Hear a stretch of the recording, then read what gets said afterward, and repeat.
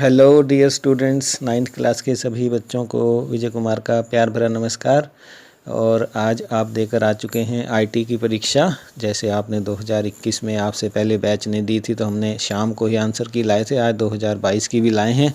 तो ये दोनों वीडियो 2023 में नाइन्थ कर रहे बच्चों के लिए भी यूज़फुल रहेंगे। इससे पहले 2022 की मैथ, हिंदी, इंग्लिश और साइंस का क्वेश्चन पेपर हम सोल्व करके आपको दे चुके हैं। आज आपकी डिमांड पर लेकर आए हैं आईटी का। और चैनल को सब्सक्राइब ज़रूर कर लेना ताकि फ्यूचर में आने वाले सभी वीडियोस के लिंक आपको मिलते रहें। 10th क्लास में आप होने वाले हैं, उसका भी सब कुछ बिल्कुल रेडी है। इंग्लिश का, हिंदी का बिल्कुल भी चिंता करने की ज़रूरत नहीं है। वर्ल्ड क्लास वीडियोस हैं हमारे एक्सपर्ट्स के, जिन्हें 20-20 साल के एक्सपीरियंस है, उनके बनाए हुए ये वीडियोज़ हैं, फ्री में उपलब्ध हैं। हमारे व्हाट्सएप ग्रुप को ज्वाइन करना होगा और उसमें क्लासेस भी लगेंगी और आपको सुबह 5 बजे जो है study material free of cost आ जाया करेगा।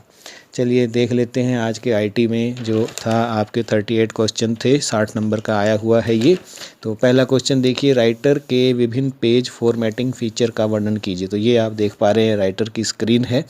तो यहाँ पर इसके दिखाने होते हैं पेज फॉर्मेटिंग फ़ीचर क्या होते हैं। मार्जिन दिखाइए आप, इसमें वर्णन करना था आपने, डिटेल देनी थी।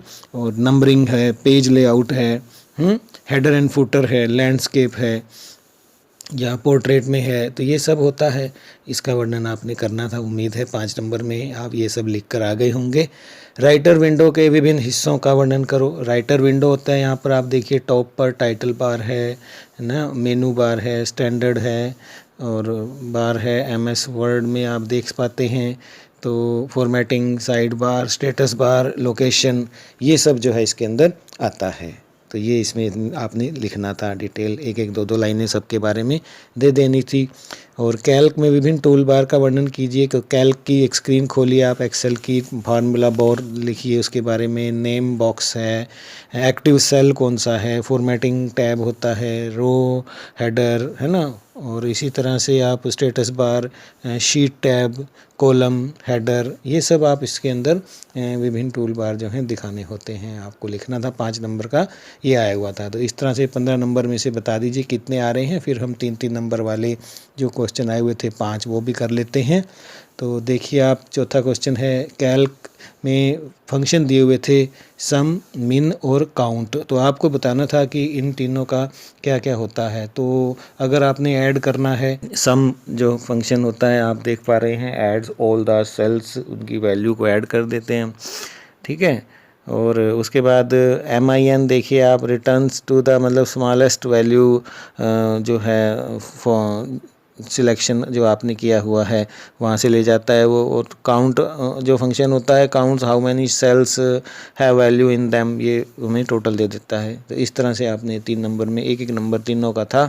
तो अच्छे प्रेजेंटेशन के गुण हैं कि it should be, the content should be suitable to the purpose, है ना। इट शुड बी लेजिबल, कम से कम वर्ड हों उसके अंदर। और उसके बाद एप्रोप्रिएट हो, वो जो भी हमारा पर्पज है उसके मुताबिक हो वो, ठीक है। और ओपनिंग एंड क्लोजिंग फ्रेजेस बहुत ज़रूरी होते हैं। और ऑडिबल हो, अगर आप उसमें जो है साउंड डाल रहे हैं, ऑडियो है, ठीक है। और मीनिंग उसका क्लियर होना चाहिए, सिंप्लिसिटी होनी चाहिए, ठीक है। और नंबर ऑफ स्लाइड्स भी आपने देखना होता है, ठीक है। और रिहर्सल भी कर लेनी होती है, इससे पहले कोई प्रॉब्लम होती है तो पता लगती है हमें, ठीक है। टेक्स्ट है, पिक्स हैं, वीडियोस हैं, जो पिक्स ज़्यादा डालिए, टेक्स्ट भी कम से कम रखिए, ठीक है। और प्रेजेंटेशन तैयार हो जाती है आपकी अच्छी। तो इस तरह से 3 नंबर में आपने डालना था। इम्प्रेस में मास्टर पेज और स्लाइड ट्रांजिशन क्या है? तो स्टार्टिंग पॉइंट जो होती हैं फॉर अदर स्लाइड्स, उनका ओन स्टाइल होता है। विजुअल इफ़ेक्ट जो अकर होते हैं, नाउ एंड देन करने होते हैं, वन स्लाइड टू अनदर, है ना। तो ये जो है ट्रांजिशन करना होता है, एक से दूसरे में जाते हैं जब हम। तो विभिन्न जो फीचर हम उसमें ऐड कर सकते हैं, इसके बारे में आपने बताना था। तो ये था 3-3 नंबर के 3। चौथा नंबर आया हुआ था 3 नंबर में, एक डुप्लीकेट स्लाइड डालने का चरण लिखिए। डुप्लीकेट तो कैसे करेंगे, Ctrl+C से भी कर सकते हैं या फिर ओपन करो, है ना। स्लाइड न्यू में कर लो और फिर स्लाइड थंबनेल जो है उसको जिसका आप डुप्लीकेट चाहते हैं तो ऐसे करके आपने किया ही होगा ये, ठीक है। तो इसका आपने लिख देना होता है कि आप क्या प्रोसेस अपनाएंगे, प्रोसीजर। 8वां देखिए, राइटर में टेबल को मर्ज और स्प्लिट करने के चरण लिखिए। तो आप देख पा रहे हैं मर्ज भी कर सकते हैं और स्प्लिट भी कर सकते हैं, तीनों को एक में ही करना है, मर्ज हो जाएगा, और एक ही सेल को स्प्लिट करना है, ठीक है। तो ये तरीके होते हैं। उसके बाद ये 30 नंबर का आपका हो गया। अब 2-2 नंबर के 5 क्वेश्चन आए हुए थे। तो पहला क्वेश्चन था, एक डॉक्यूमेंट को प्रिंट करने के चरण बताओ। तो इसमें क्या होता है, कंट्रोल P भी आप दबा सकते हो या फिर फाइल पे जाके प्रिंट ऑप्शन में जाके उसकी ऑप्शन सारी प्रॉपर्टीज़ देखकर उसके डॉक्यूमेंट के मुताबिक जो हमें प्रिंट कर लेना होता है। उसके बाद संचारण का महत्व क्या है, तो शेयरिंग ऑफ इंफॉर्मेशन है। पीपीटी आप बनाते हैं, अपने विचार एक ग्रुप तक रखना चाहते हैं, तो उसके लिए क्या चाहिए होता है, हमें कम्युनिकेशन चाहिए होता है ना। तो ओपिनियन है बिटवीन, तो कैसे कैसे हम देते हैं ये सब आपने उसमें लिखना होता है। टू एक्सप्रेस वन सेल्फ, है ना, इफ़ेक्टिव तरीके से। तो अगर हमने कैरियर एडवांसमेंट करना है अपना, है ना, तो we want to smooth our ways, relation build करने हैं, तो उस सब के लिए हमें कम्युनिकेशन चाहिए होता है। शिक्षा में आईटी का रोल, शिक्षा में आईटी का रोल तो आप देख ही पा रहे हैं, 2 साल से लॉकडाउन लगा हुआ था, तो स्टडी मटेरियल जो है टीचर का अब वो स्मार्ट क्लासरूम हो गए हैं। ये सब किसकी वजह से हुआ है, आईटी की वजह से हुआ है। क्वालिटी इंप्रूव हो रही है इंस्ट्रक्शंस की, है ना, और learning is much better than before now. Improvise better communication skill बच्चों में आ रही हैं, है ना। तो ये जो है कोलैप्स हम कर पा रहे हैं मॉडर्न डे टेक्नोलॉजी से, वो किसके थ्रू है, वो आईटी के थ्रू ही है। तो शिक्षा में इसका ये योगदान में 2 नंबर में आपने 3-4 लाइनें लिखनी थी। कैल्सी में स्प्रेडशीट बनाने के चरण लिखो। तो ओपन कैल्क में स्प्रेडशीट बनाने का था, ओपन ब्लैंक एक कैल्क खोलिए, ठीक है, और उसके बाद यहाँ से इस तरह से फॉर्मेटिंग करते रहो और इस तरह से आपने ये विभिन्न चरण लिख देने थे। कैल्क में कॉलम रेंज और रो रेंज क्या है। कॉलम रेंज है जैसे A2, है ना, :D2 या B1 :B4, जो भी हमें सिलेक्ट करने होते हैं तो उनको हम क्या कहते हैं, कॉलम रेंज और रो रेंज उनको कहा जाता है। कैल्क में एक्सेल शीट आप खोल के देखिए। तो ये था आपका 40 नंबर का। अब 20 नंबर की आपकी जो हैं एक एक नंबर के आए हुए हैं, देख लेते हैं इसमें कितना आया हुआ है। 15 और 15 30 और 10 40, ठीक है। रैम का पूर्ण रूप क्या होता है, रैम का, है ना, तो बताइए। रैम का पूर्ण रूप है random access memory, full form जो है इसकी, ठीक है। और कंप्यूटर मेमोरी होती है ये। It can be red and changed in any order, है ना, टू स्टोर वर्किंग डाटा, इसलिए होती है। WWW का जो फुल फॉर्म है वर्ल्ड वाइड वेब होता है ये। उसके बाद 16 देखिए, ALU का पूर्ण रूप अरिथमेटिक एंड लॉजिकल यूनिट होता है।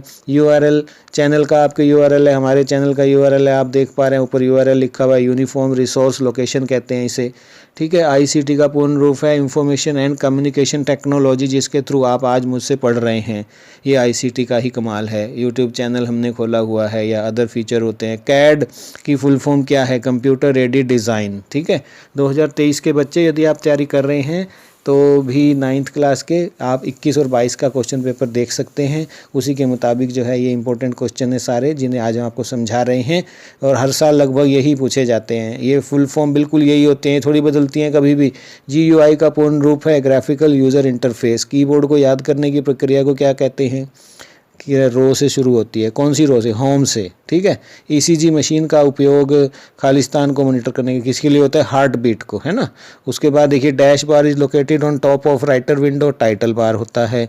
उसके बाद देखिए, dash view contains all of the slide thumbnail, तो स्लाइड सॉर्टर होता है ये। Calc, in Calc a formula starts with equal sign, या इक्वल आपको लगाना ही लगाना है, तभी शुरू होगा वो फार्मूला काम करेगा। And ODS is extension of worksheet created in Calc, and Calc में प्रिंट ऑप्शन फाइल मेन्यू में होता है, बिल्कुल फाइल मेन्यू में होता है। और body language is an example of non verbal communication, ठीक है। And monitor is an output device है ये, बिल्कुल ठीक है।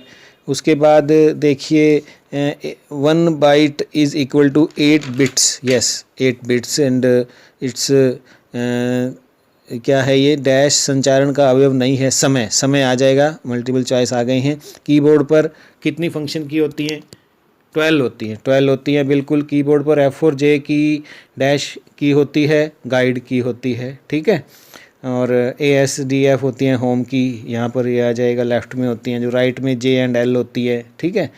तो ये है F और J जो है गाइड की होती हैं। F1 F12 फंक्शन की होती हैं। न्यूमेरिक तो 0 से 9 होती हैं, ठीक है। तो न्यूमेरिक कीपैड हैज़ कितने कॉलम, ये देखिए आप फोटो लेके आए हैं, तो ये राइट में होता है, 4 होते हैं कॉलम इसके अंदर। और there are dash stages of touch typing technique, touch typing technique के कितने चरण होते हैं? 3 होते हैं। एक नया टेक्स्ट डॉक्यूमेंट फाइल मेन्यू के द्वारा खोला जाता है, और एक डॉक्यूमेंट के हिस्से को काटने की शॉर्टकट की कंट्रोल X होती है। स्पेलिंग और ग्रामर F5 द्वारा चेक की जाती है। तो बता दीजिए प्यारे बच्चों, 60 में से आपके कितने अंक आ रहे हैं हमारे कमेंट सेक्शन में। चलिए इसी वीडियो के, ठीक है प्यारे बच्चों, बेस्ट विशेज़ मैं लेकर आता हूँ आने वाले समय में और भी वीडियोज़। बताइए किस सब्जेक्ट का आप चाहते हैं। Bye bye, best wishes, thank you.